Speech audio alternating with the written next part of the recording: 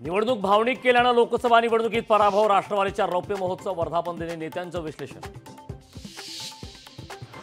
शिंदेंना लोकसभेत जास्त जागा मिळाल्या असं सांगू नका, जेवढ्या जागा शिंदेंना तेवढ्या जागा राष्ट्रवादीला। छगन भुजबळांची पुन्हा भाजपला सूचना। राष्ट्रवादीचे आमदार भाजपवर नाराज असल्याची सूत्रांची माहिती। विधानसभा निवडणूक स्वतंत्र लढण्याचा आमदारांचा सूर। महायुतीच्या राज्यातील विजयात राष्ट्रवादीचाही सिंहाचा वाटा। विधानसभेसाठी राष्ट्रवादीची राज्यात 80 जागांची मागणी।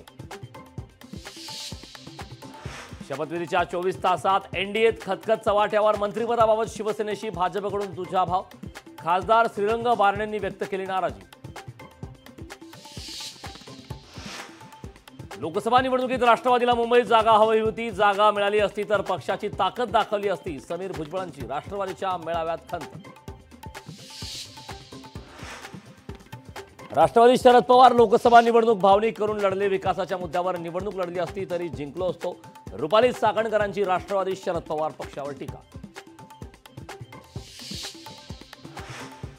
पदभार स्वीकारताच शेतकऱ्यांसाठी मोदींची पहिली सही। पीएम किसान निधी सन्मान योजनेशी संबंधित फाईलवर केली सही।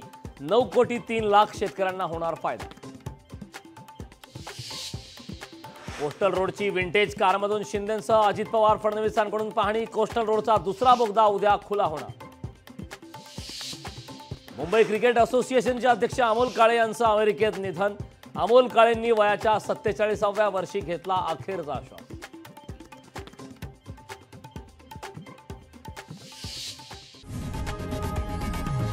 लोकशाही मराठी ऐका, पहा, जागरूक रहा।